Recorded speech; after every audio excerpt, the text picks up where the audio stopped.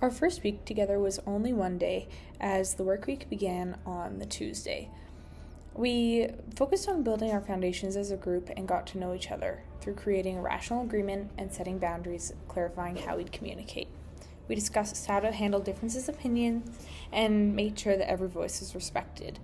Our interactions were very academic, as we didn't know each other super well, and most of us are introverts. We split into groups and did a community survey on campus to give us the feel for the kind of work that we would be doing once we chose a community to focus on. And we also focused on what kind of communities we would like to be working with for volunteering.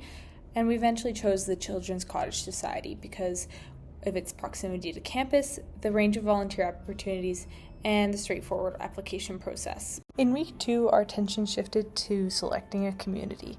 We looked at several options, focusing on places with accessible transit, recreation centers, libraries, and schools, but we eventually chose Bowness. Because it used to be separate from Calgary, it had a unique identity that would make for meaningful community interviews, and just a general small town vibe. It was also close to both campus and the Children's Cottage. Most of us carpooled to the Community Association Center, and then we began with a windshield survey, using the worksheet as a guideline for questions. We supported each other by pairing introverts with extroverts to balance out strengths and weaknesses. And as we gained confidence, our interviews became less awkward. After, we debriefed at a local cafe and identified mental health as the community's biggest concerns, both in terms of access to resources and awareness of what's already available. This led us into discussions about possible interventions to address those gaps of knowledge. Week 3 was our most challenging so far, as our regular instructor Christina wasn't there, so we had to rely on each other for direction.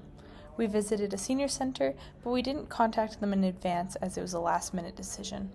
Looking back, we realized that we should have called ahead since we weren't able to contribute much without disrupting their routine. That became an important learning moment. When things don't go to plan, you gotta pivot. After speaking with a few of the seniors, we've shifted gears and went to the Bowness Public Library to continue working on our collaborative timeline and Google Doc. Later that week, we booked a study room at the TFDL to focus on our intervention project. We set clear goals, discussed layout options for our project, and we worked through differences in opinion by voting and compromising, staying true to our relational agreement. We decided on a poster, but left space to also create a brochure if time allowed. Our topics centered on mental health, community development, and who to contact if you witness an OD. By the end of the week, we planned another community assessment to better refine our understanding of Bowness's needs.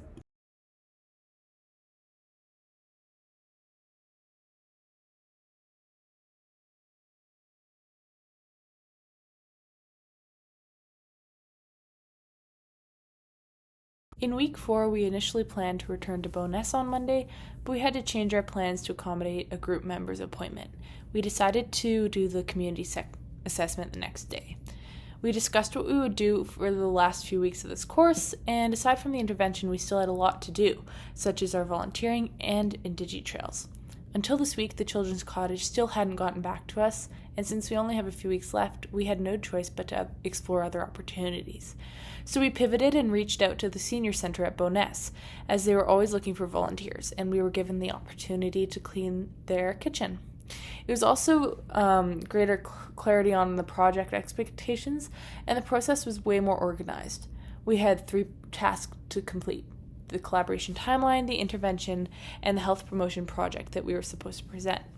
For more efficiency, we split into smaller groups to work on each project. The collaboration timeline, we wanted to be creative, and so we decided to do a video showing the progress of how far we've done. We came up with ideas for the video and reflected on our progress for each week, and we wrote a script for the voiceover. Hopefully this is doing well.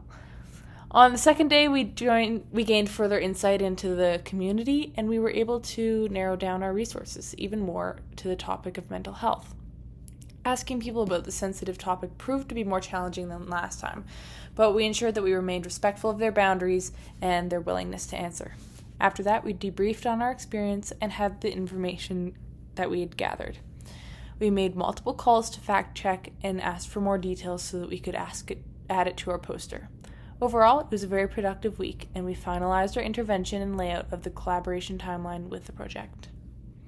On week 5, we only had one day of clinical activities because of the Day of National Truth and Reconciliation.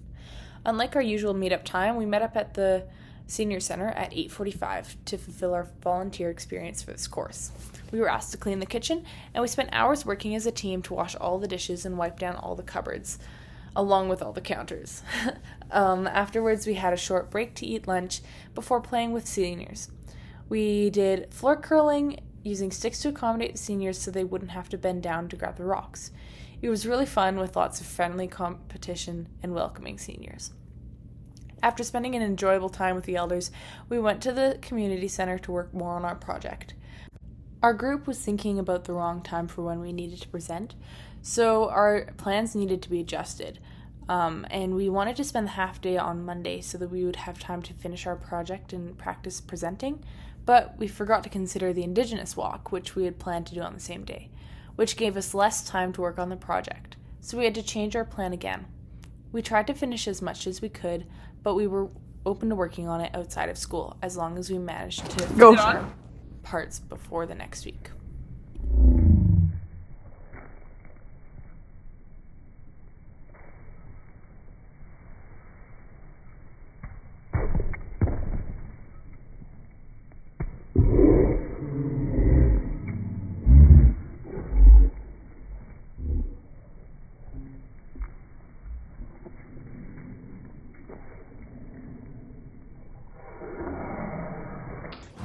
Oh yeah.